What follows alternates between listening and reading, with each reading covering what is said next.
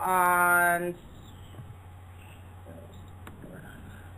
the number is Skype. 646-915-8020. Thank you for that, Sonic.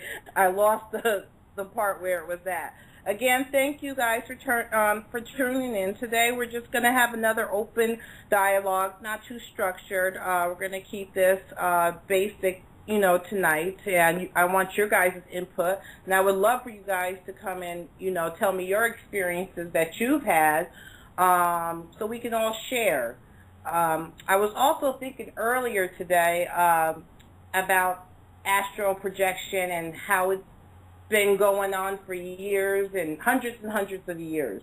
And it was a part also, I don't know how many people are in the secret societies out there, but it was mandatory to learn and master if you wanted to get into some of these secret societies that deal with alchemy and so-called magic. You had to be an adept and show that you can master it. In the first few, tries, you would have to go in there with your master for person, I don't know, your magician that you're learning from, and you would have to go in with him to the astral plane, and he would train you there, where he would want you to memorize, to look at a certain object and to memorize it and be able to bring it from that reality in your thought to this reality. And in order for you to get into that society, you would have to show that you were able to do that. And as I said, when you do astral travel, and I always say everybody does it every night, but we just are not trained to use memorization. We don't memorize what we're seeing. We're thinking we're asleep, but actually we don't have that memory. From just going from the astral plane to this plane, if you don't consciously try to remember it and keep it in your forethought, you'll completely forget your whole experience in 2 seconds flat, from going from the astral plane back into your own body.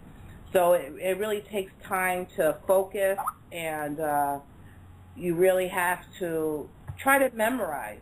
So that's what I always say, to keep the dream journal, because it makes you wake yourself up after this experience, or after a regular dream, or after a lucid dream, and you're able to write everything down. And in this dream journal, say how the moon was that night, if there was anything strange in the stars that night, and you'll be able to see a pattern. And then when you start seeing a pattern, you'll realize how your body is to get yourself to astral project. That's the question I always get.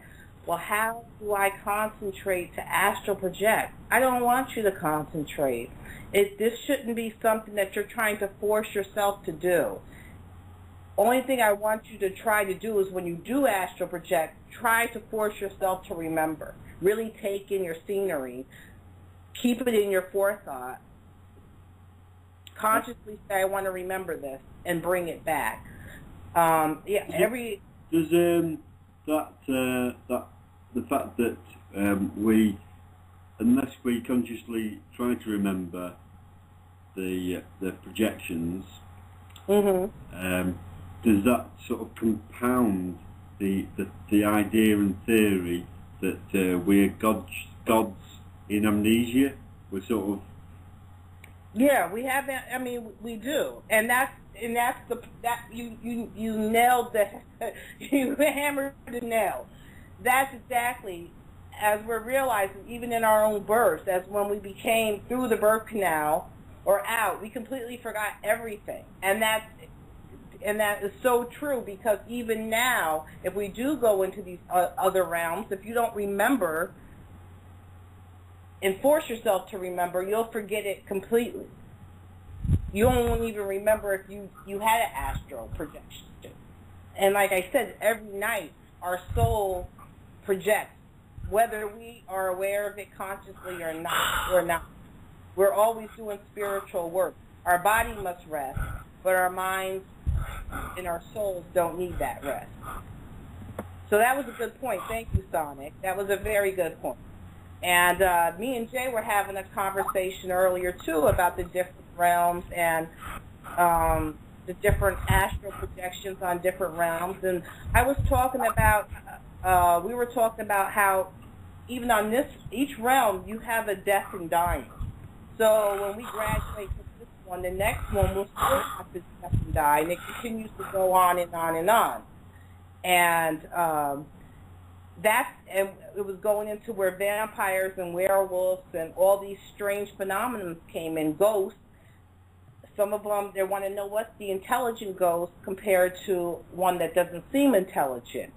Well, an intelligent ghost so far is stuck in between the planes, whether by choice or whether by confusion. You know, they're still thinking like a human on this realm, and they can't get, besides the fact that yes, I'm dead, I'm a spirit, and I must move on. They're still, that's why they hang around, you know, the same spot consciously. And then there's the ghosts that are not intelligent, where you just see it and it seems to do a routine. And that's the astral, that's your body. That's like the astral body, that there's no soul in it. The soul has moved on, and the shell is left behind. And that shell, going back to these magicians, and I always say there's no black magic. Magic is magic. It's the person with their intentions, whether they're going to do good or evil with it. And it's these magicians that learned how to master the astral plane, use these shells, and go into these shells. And that's how come we have a lot of these, they call them like poltergeists or anything like that, is because some of these magicians are utilizing that shell and that person's memories in that shell. I don't know if you can understand what I'm saying. Yeah. It's like bodies are our little spacesuits. Yes, there are little spacesuits. And once we move on, we kind of leave the body.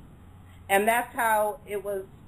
I was going to certain magicians where werewolves came in, is that certain magicians who didn't want to die, and they knew about the astral plane, they would inhabit these beings, either a werewolf or an animal, or they would inhabit another soul. And in order for them to still stay there, they would have to psychically drain these souls. That's where the vampire came in. They're still doing it to this day. And I think that's why there's a big show now on TV. All these shows are showing about, you know, werewolves and vampires and witches. And they're kind of making them very romantically with these children. They are preparing these children because there are so many dark magicians, you know, out there, you know, like the Bush Clan and all these different magicians out there, you know. So, and they have that hidden knowledge, and they know that, you know, this is all a hologram, and, you know, it's just a game, and they can go in between. And they worship, you know, some of these higher beings, these grays, these reptilians, and sometimes they allow these beings to inhabit them, you know. So that's how back in the days where the vampires and the werewolves came from, is because people that were mastering the astral realms were able to not die and able to come back. And that's how come it was only by their coffins. They couldn't go far. In the werewolf, they can go far, but if they remained in their body as a, you know, spirit, they couldn't go further from their body. But as a werewolf was able to go on, in order for them to maintain, they had to psychically drain somebody, or they had to, and if it was another, let's say one of these reptilians or something that decided to inhabit it, then they fed off this blood. And they said, if you read in history books, that they used to find, these coffins filled with blood, and they would be like, where did this come from? And that's one of the explanations, is that it was dark magicians playing in the astral, and we haven't learned how to do.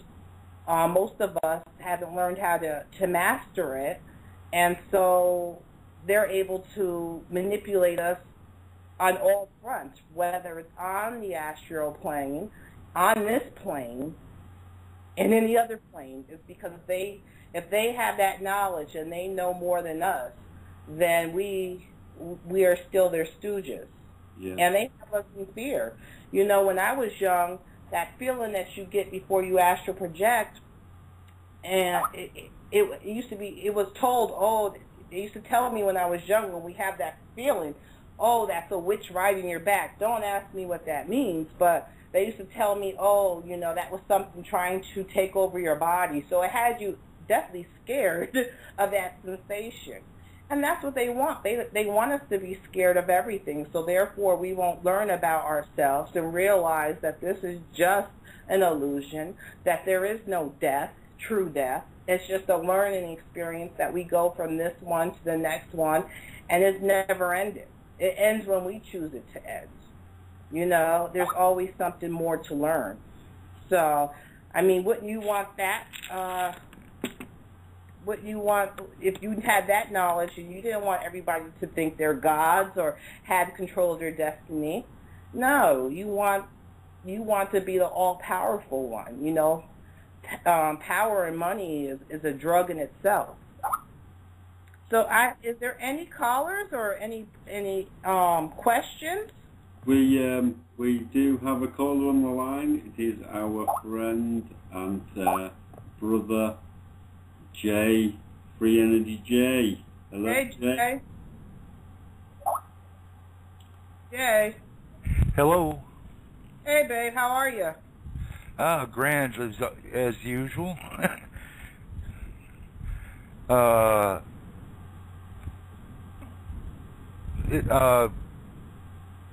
Did you get a chance to view those two videos I sent you links to?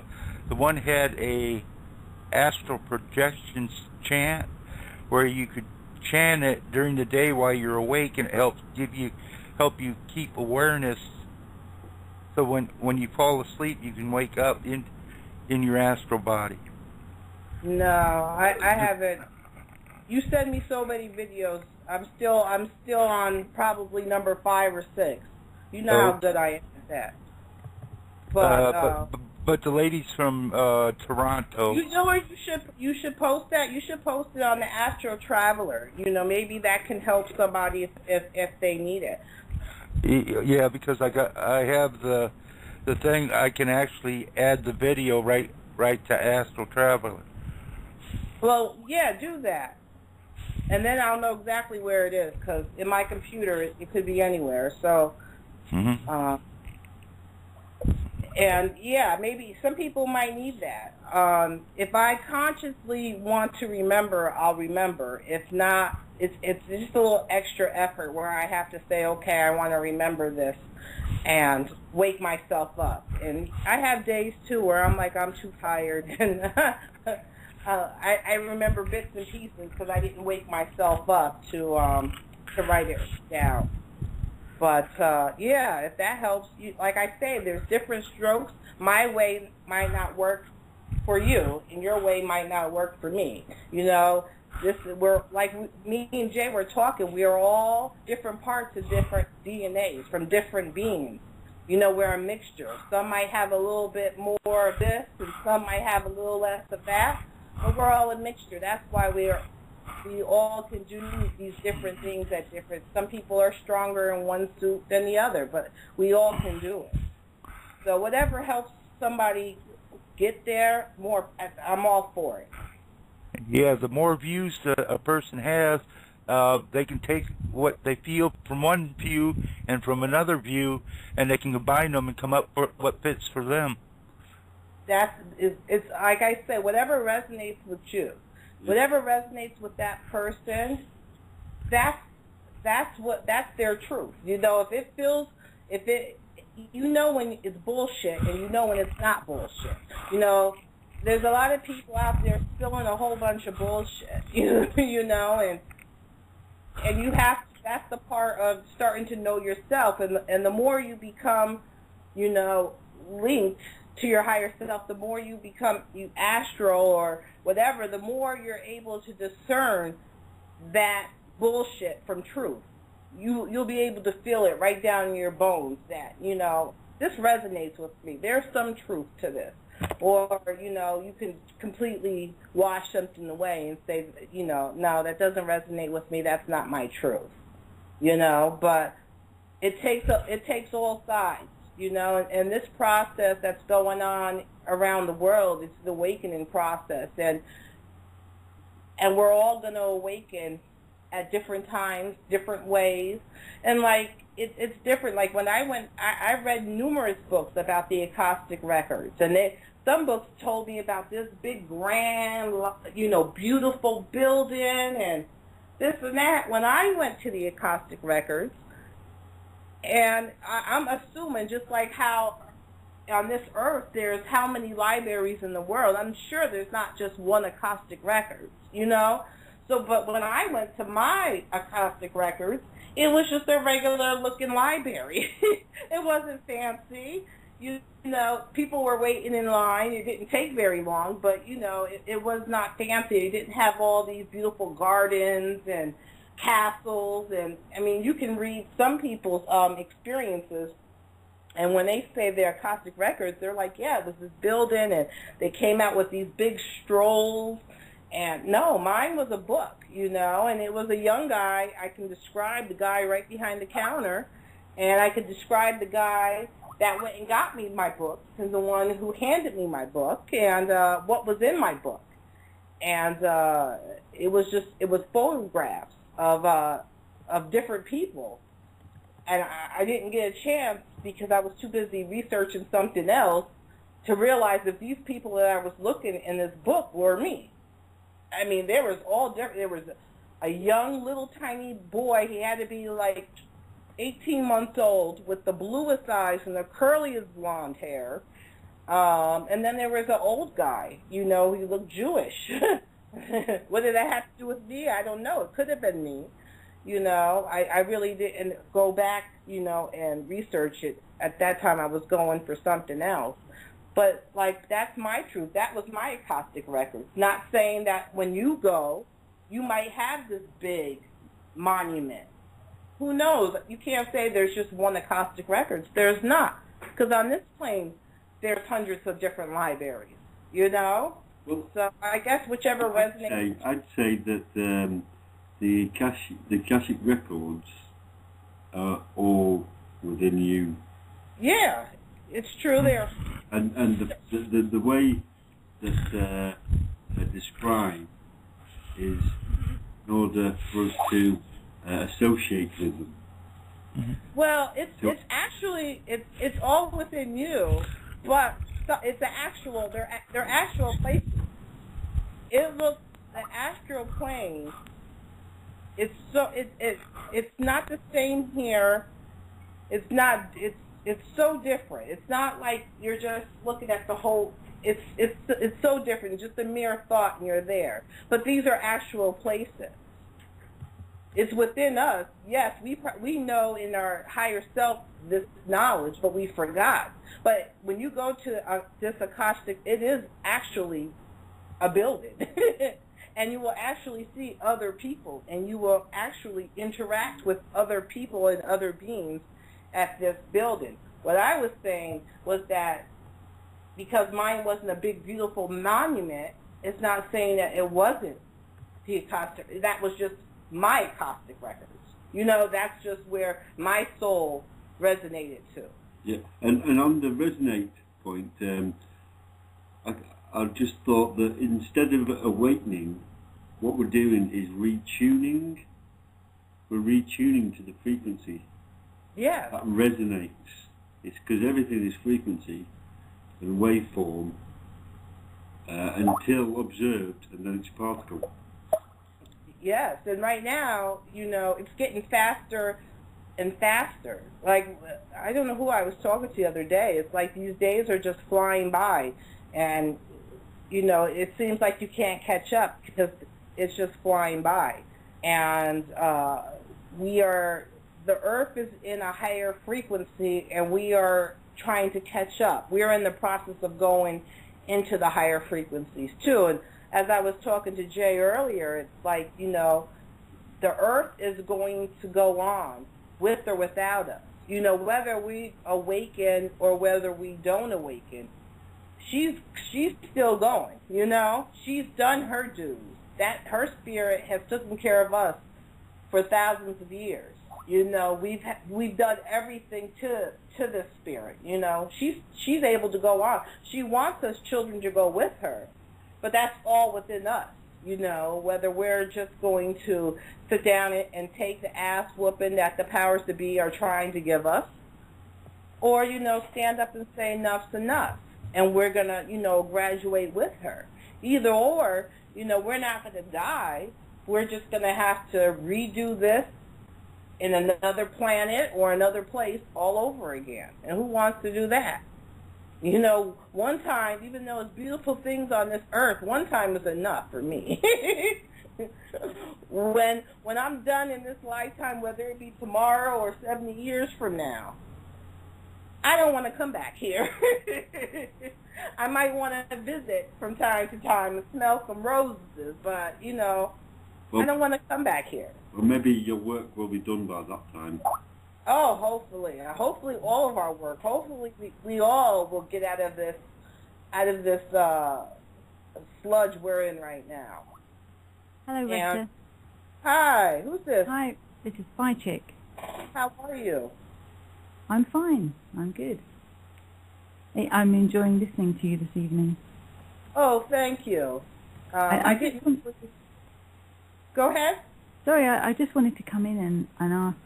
You're talking about awakening and to find the Akashic, but also talking about looking into your dreams and understanding where your dreams are coming from. And I was just wondering which parts you were talking about awakening. Are you talking about awakening to the reality within your dreams, or awakening to the reality that is the waking world? Awaken to all of the above. To awaken to realize that there's more going on than just these dreams. Like, scientists want you to think, oh, you're in REM sleep, it's just your brain shooting this. It doesn't really mean nothing. No, it's actually a whole different place. And everybody's awakening. And as we're talking about the awakening process, we're awakening so we are more than just what's in front of us. We are more than just what someone tells us we are. That we can go in between these dimensions and interact and go on. That we're not stuck here, and we're not stuck being their slaves, and we're not stuck in anything. And that's when I realized, was that one day when I went to bed that night and I said I wanted to know the truth. And the feeling I had was this, when I astral projected that night, I've had this feeling my whole life and didn't realize what it was scared of this feeling. I was deathly scared. I thought I was going to die. I thought it was a demon taking me over or something.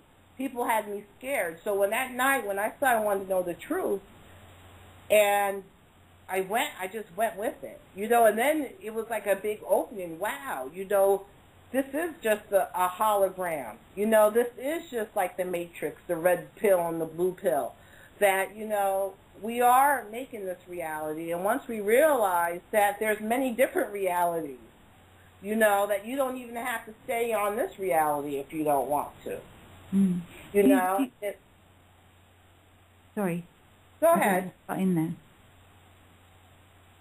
I was just going to say, do you think that people's experiences of finding the Akashic records, and there are these big weighty tombs that they have to go through, and yet you say that when you found your library, it was very simple and easy to work through. That this is like a reflection of something within our own, personally within our own psyche, that perhaps we're seeing our own lives. Someone seeing it as a big weighty tomb is they're in their subconscious minds. They're seeing their life as being something quite heavy and very important. No, you know, and they make things, maybe make things too complicated. Whereas, you know, you're seeing something as quite matter of fact and easy to get to. It's just a simple library, and that's because that's the way you view life, and that you know, it's a simple thing to be dealt with in a matter of fact way. I'm not trying to say, you know, having a go at you personally. I'm just saying different people's ways of viewing. That's a new way of viewing it. I'm also thinking that, you know, like when I said it resonates for me, maybe if they sent me to, maybe if I would have if my higher self would have went to an Akashic Records that was a big shrine or something, I would have been like, oh, you know, no. Whatever, maybe that person, their soul went to that Akashic Records because that's what they needed. Yeah. You know, to make it real. They needed it to look like that to make it real. Yeah. Yeah. Where maybe my soul was already, once I decided that, you know, that I wanted to awaken and realize that there was this whole other world going on, I didn't need all that fancy smancy stuff, you know? Yeah. I'm sure if I wanted to go see that one, I could, because it's just a thought process, and I could go there. But with my higher self, when you say to yourself, I want to go to, you know, the Akashic Records, you just instantaneously, you feel your body like flying, and then you're there in like a second, you know? Mm-hmm. So that's where I needed to go. And I'm not saying that the big monument is wrong or mine is right or nothing like that. That's maybe what I needed. Not to say, and that's why I don't like to get caught up on all these different words like Kundalini and this. It's because people get stuck on the words, like the Akashic Records. People, if you look in, you know, some people's books, they're, like I was saying, big monuments. And then when people don't realize, well, mine wasn't a monument. Did I really go there? That's because words are spells. Huh? That's because words are spells. Yeah. People get caught up in the spell of the word. Yeah. Instead of just relaxing into the experience. And and for me, you know, I can't, when I want to, I kind of know my body now, and I kind of know when I'm tired, and I probably know when I'm going to astral. As soon as I hit the pillow, I know I'm going to astral, but right before I go to bed. If it's been a few nights and I'm tired and I've been working a lot, and not working, but, you know, doing something a lot and up all night, or if I'm in pain or something, then I know when I'm going to most likely. And what works for me is that I don't lay on my back. Some people, if you look in all these freaking astral projection books, they have people laying on their back, or pictures. Even I have it posted on my Astral Traveler page. I think it's a lady laying in bed and her soul is coming out from her laying flat. Every time I lay flat, I don't know if anybody else has experienced the fallen feeling, but every time I lay flat, I hardly ever astral project. I never go fully through with it because the feeling of falling wakes me up. I get the falling feeling all the time, Retta. Are you on your back? Yeah. You know what? Go on your stomach or side. Because I always turn to my side to sleep. But when I'm lying on my back, I do get the falling feeling a lot. And it'll wake you up. But just if you were laying on your side or your stomach, it would be more gentle for you when you rise. You don't feel that, you know, it won't jolt you like that. So you kind of go with it. So is that falling feeling the start of... Yeah. That's the start of that falling fear. Some people hear a buzzing. I hear a lot of people, I never hear a buzzing. Or maybe I do and I just don't pay the attention. I always have this feeling, and I know instantaneously, as soon as you lay your head down, within 2 seconds of you putting your head down, It's that fast. You start feeling it. Did that feeling happen to you as soon as you lay down? Sometimes, yeah. Yeah.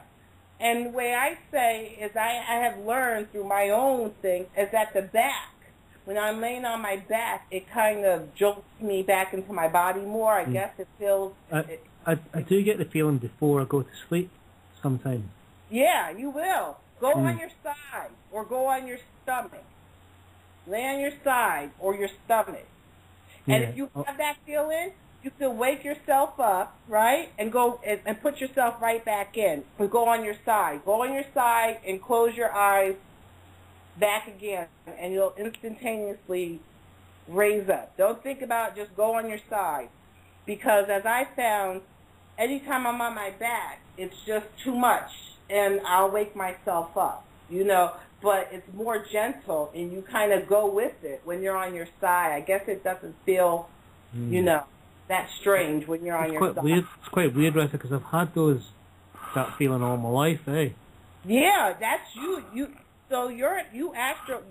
Now we gotta work on you consciously doing it. That's how I said. Everybody has it. Then most people, when you explain what it is, they're like, I've done that since I was a kid. I haven't heard not one person say I haven't had that experience. But we were always scared. We didn't know. It kind of feels scary to you. Did it feel scary to you? Did it feel like you were going to fall? Or yeah, I mean, it feels like you're either going to fall off a cliff or a curb. Yeah, or fall off your bed. I've never had that, but I've had cliffs and curbs. I've had the experience of falling off a cliff and me realising halfway down that it was a dream, or it was not. I didn't even get that far. It's just normally feeling of falling wakes me up. And then like that other thing. So I waited until I hit the ground, and as I woke up, I bounced off the bed. See that? Yeah, you'll feel like sometimes I'll be, when I lay on my back, it's just harder. Sometimes I'll feel my leg lifted up, and then I'll wake up and my leg is actually, you know, lifting up. But if you go on your side, these are just, you know, handy tips. If you go on your side immediately when you start feeling that, and go on your side, you'll go right back into it, and you'll have a smoother transition on your side or on your back, on your stomach. And you'll be able to go all the way with it. I guess sometimes the back just feels too, you know, I could do it I can do it, but I prefer to be on my side or my stomach when I'm projecting up. It's an interesting phenomenon, the feeling like you're falling thing. And in Chinese medicine, they look at this as when the yin and the yang are, when you're moving from a more yang to a more yin state in the body, where the blood returns to rest in the body, and it returns to the liver in the evening for rest and purification. Mm-hmm. And it's this point of transition within the body where the blood is moving from a more outward mode to an inward mode, where it's coming in, this transition from yang to yin, and if that process is inhibited in any way, it can cause staggers and jerks, and misflow of the blood within the body can cause jerks and things, and is associated with epilepsy and twitches and things like this. And it's this movement feels like an electrical thing. It's this movement of blood that, coming to rest within the body for the purification process, which when it goes through like those jerky movements as you're falling asleep, this process as it's going on, if you're having trouble, or not having, I wouldn't say trouble, but as this process may go through a point in the body where it's not flowing as smoothly as it should be, it will manifest itself as that whole explanation. That would kind of, you know, make people also scared of that feeling. They're thinking that no, it's your body, it's you coming out of your body, you know. So that even little things like that with the yin and the yang, somebody's thinking, if they're thinking, oh, my blood is not returning right, or if that's what's happening. No, you are literally, your spirit is leaving, your astral body is leaving your body. your astral body does not need to sleep. Your body does. It's just a machine. It's just a spacesuit. You know, so your spiritual body is like, hey, you sleep, I'm out of here. I got stuff to do. You know? So even whether you're aware of it or not, and I understand what you were saying about the yin and the yang and the blood, you know, twitching and going and coming, but some people, that would be scary, you know, and that's my whole point with people getting explanations. We've all had different explanations of this, and they were never positive. So we were all scared of this feeling. We all thought something's wrong. No, you're not supposed to feel like this. I don't think that I don't see this as a negative thing. I just see it as more of a that yes, the mind and the body can move itself to be at a higher awareness, and especially at a point of going into deep rest, the mind and the body moves itself to a point of higher awareness. But sometimes you can be pulled from that higher awareness by your actual physical body going through something which is, you know, just a physical thing, like, I don't know, farting, or I don't know, just something that the body does naturally. Do you know what I mean? And that point just suddenly brings you out from a moment of quite deep rest and natural expansion of the mind or soul. See, when it usually, astral projection happens around this. Everybody I've talked to, it happens between 3 and 7 o'clock in the morning. It can happen in the afternoon too. I've had it happen if I take a nap in the afternoon, it'll happen. But I don't see it. I just see it as, you know, we're just aware. I don't see it as, you know, my blood flow or a different thought process. I'm just aware. I'm more. It's the point of me when I'm aware, and I'm aware, yeah, I'm out of my body. Okay, it's not scaring me. I'm leaving my body. You know, this is not our, you know, like when we die, this goes in the ground and becomes, you know, plant food, you know. So our mind isn't really anything either. You know, our mind is they don't even know half the things about the brain. The brain is just a big computer. You know, and it's the spirit. So I understand where you're coming from, Phi Chick. I not to say that it's not. I just have a different opinion. Have you ever astral projected, Phi Chick? I don't know if I would call it astral projection, but I've certainly gone on very aware journeys, more like which I find very relaxing and just beautiful. And I know when I'm gonna, when my body and my mind are in the right state of relaxation, to be able to do that. I know that if I've gone to bed and I'm not tired enough, and it takes me a while to get to sleep, it takes me a while to get to sleep, and then eventually I fall asleep, but there's nothing there. Whereas if I go to bed and I'm in a very relaxed state, and I know, I just get a really good feeling that I know, you know, and I can just gaze into my mind, and I can just see images and to me that's go on quite good journeys, you know. Of a lucid dream, where you're aware of everything that's going on. And it's not really a dream. I believe when you're lucid dreaming, you are on a plane too.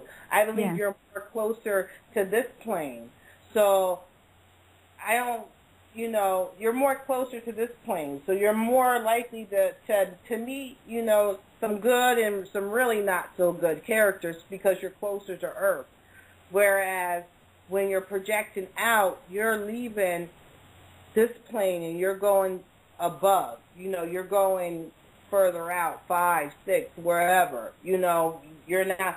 When I astral project, I try not to stay. I've learned I don't want to stay close to Earth, because when you stay close to Earth, that's when you see the goblins, and not that I'm scared of them, but some days you just don't want to be bothered with them. You know, that's when you're going to see the graves and most of the nasty things is when you stay closer to Earth.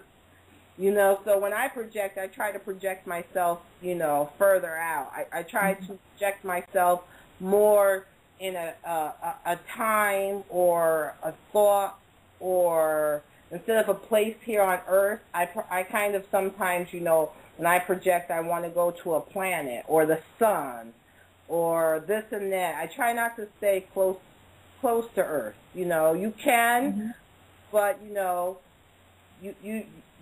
if you're staying close to Earth, you are going to meet these different beings. And I don't say to be scared of them, because you shouldn't be scared of them.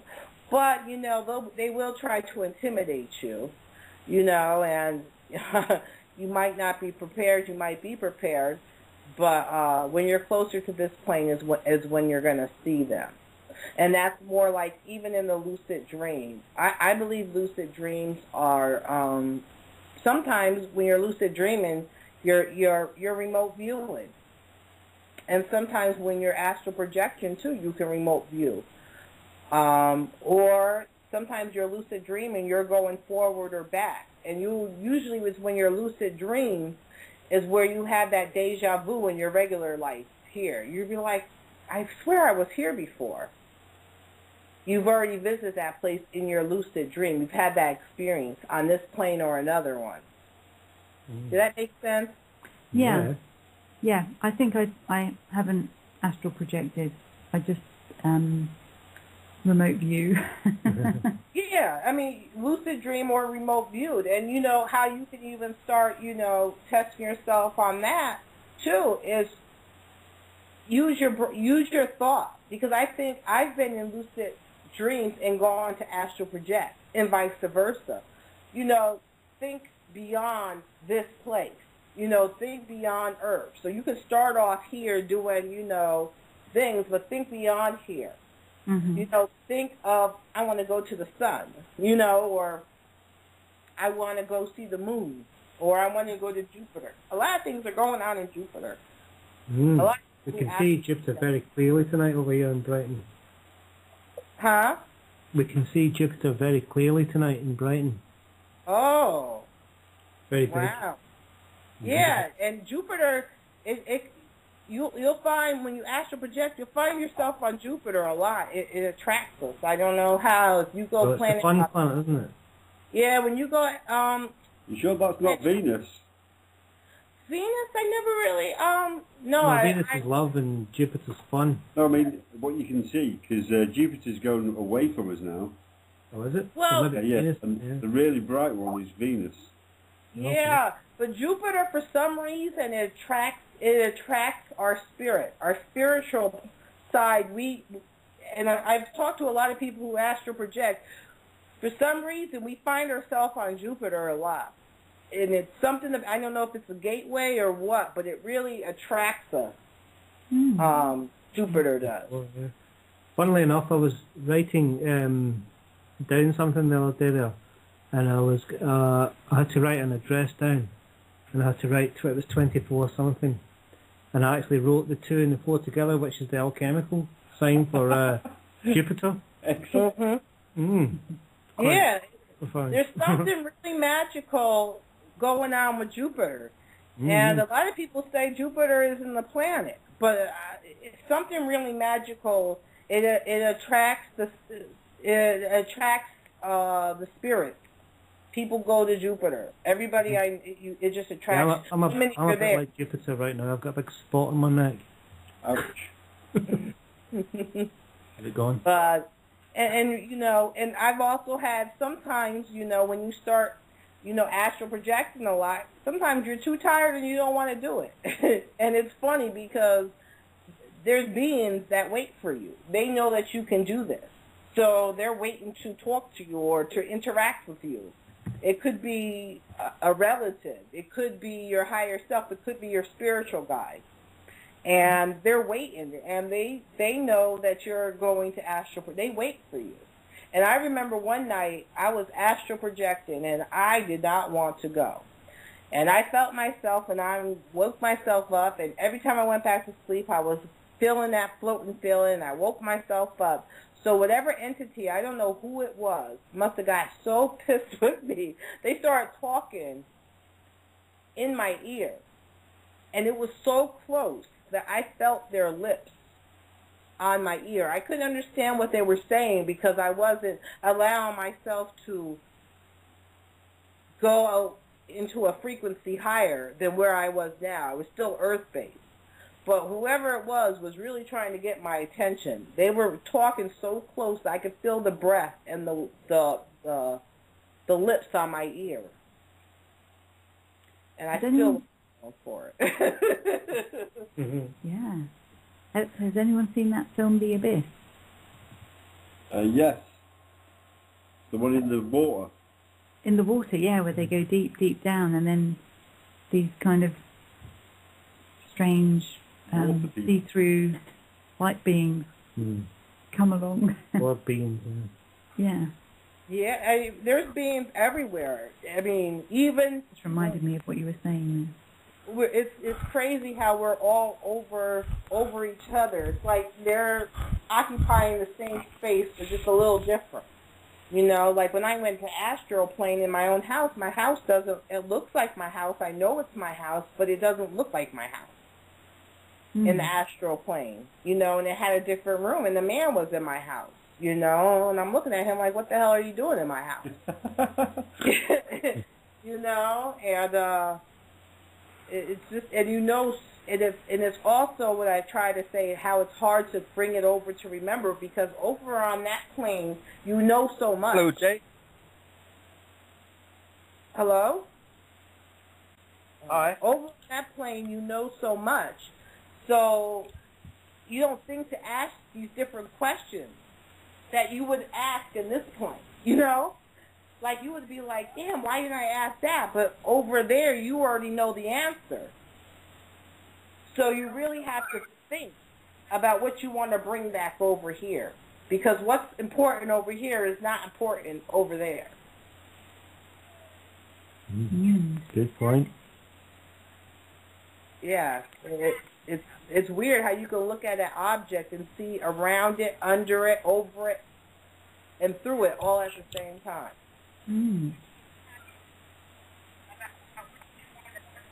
Was somebody talking? Oh, I didn't know if somebody had a question. I haven't listened. Sounds like someone's got the radio on. Oh. So, any other questions in regards to astral projection or remote viewing, or? Well, I've been doing some experimentation this week on the initial projecting bit, where you're sort of feeling that I'm rising out of my body. And what time at night does this usually happen? About 1. It happens at 1? Yeah. I say, what time? I say try to stay up a little bit longer if it's the weekend.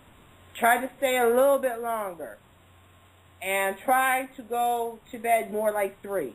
You're going to have to do that this weekend, Nick, aren't you? Yes. More like about 4. Well, after 4.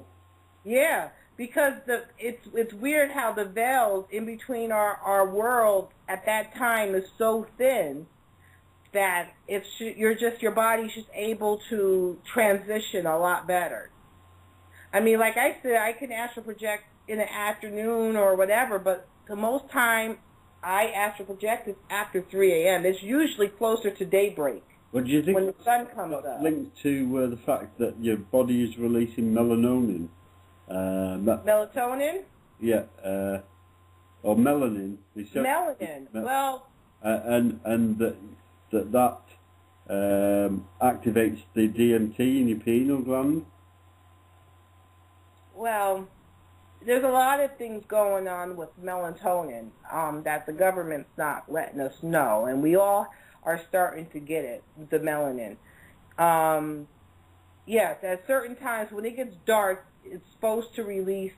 As soon as it gets dark, that's what shuts us down. I mean, that might have something to do with it. But as through all my research and just realizing and learning through the occult, this is a special time. There is a special time between 3 and sunrise. It's like it's a special. I don't know if it's more energy or psychically. It's just a special time where you're able to. I can be asleep, wake up, and go into an astral project. But for new people that are just trying to get through one, to finally just go through one and not really think about it. I always say, be exhausted, be so tired, but stay up past that threshold after 3. Try to stay up as late as possible, closer to daybreak. So when you lay down, you're gonna your body. To me, it's like your brain doesn't have time to think, to shut down. Your body just automatically. It's like someone unplugged the computer, and your body is asleep, but your brain didn't have time to shut down, so it's still up. So in relation to that, then, have you had experiences of sleep apnea? No. Where your body is actually asleep, and your mind's awake, and you can't wake yourself. You can't wake your body up. You can't move. That's you. You're out of your body. You don't realize it.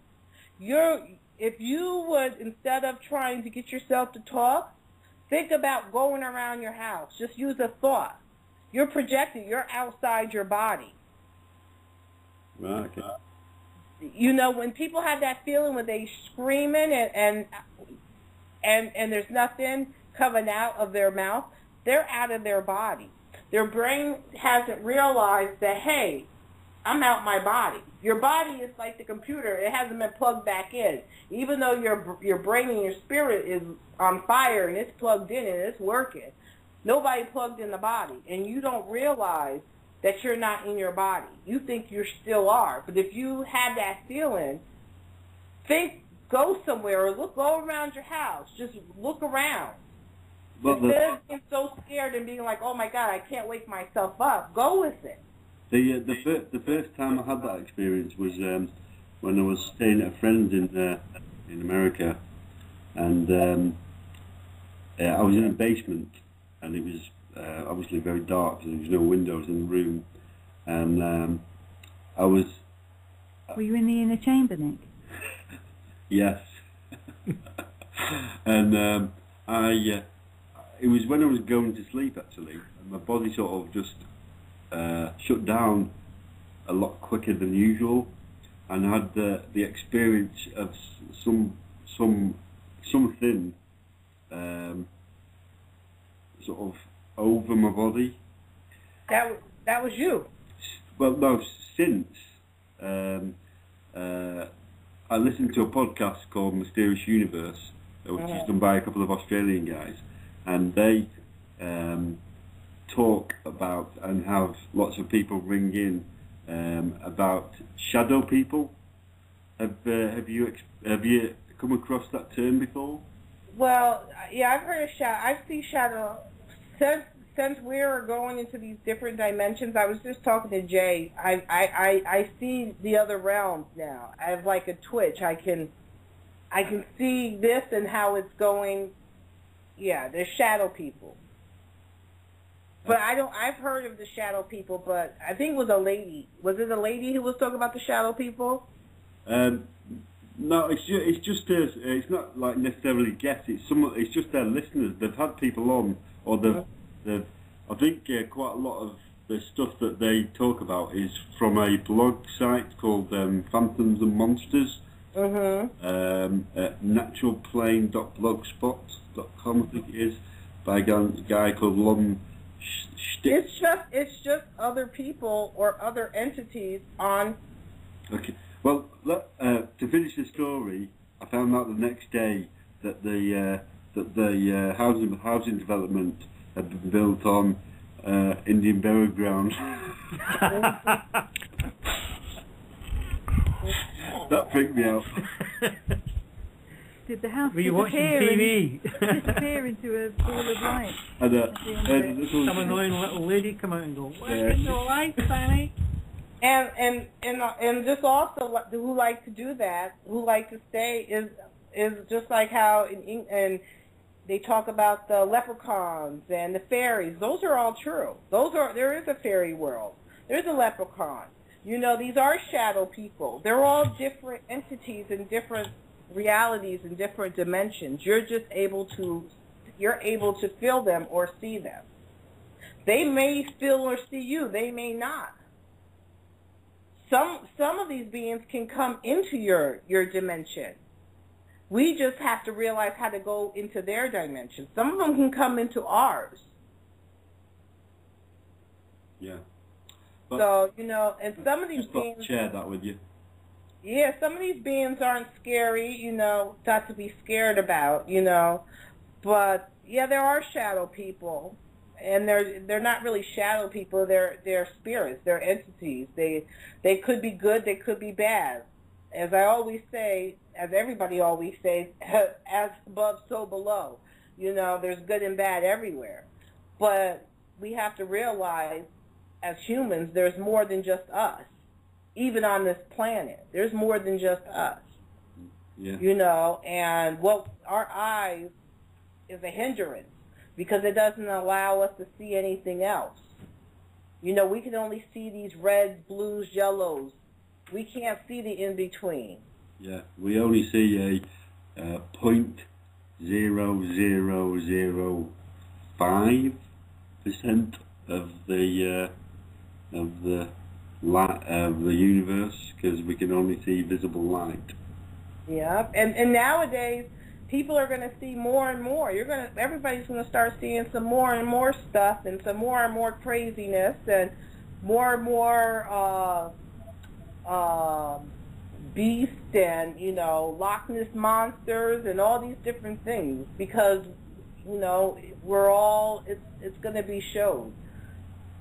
You know, we're all merging into one. No, we're already one. We're just realizing that we are. Yeah, and we're going to be able to see, you know, we'll be able to use more than just what's in front of us. You know, we'll be able to use all our senses. It's like our spirits are having a little bit of a laser surgery and getting that focus back. Mhm. And whoever's listening right now, I urge, you know, when you have a weekend off or something, try to stay up, you know, something throughout the day and try to stay up past 3 a.m. and do it for 2 nights straight and lay on your side and back and see how that does. And next time, call in and tell me your experiences. I don't always want to talk about mine. I want to hear everybody so we can learn from everybody's experience. And I want to thank you, Sonic, and everybody that's, you know, tuning in. I hope I was able to answer some of your questions. Hope I didn't rattle on too much. But thank you guys for tuning in and seeing you next week. And thank you, Sonic. Okay, thank you. I will put the outro tune on. Thanks, Retta. Bye. Thanks, Bye. Bye. Good night.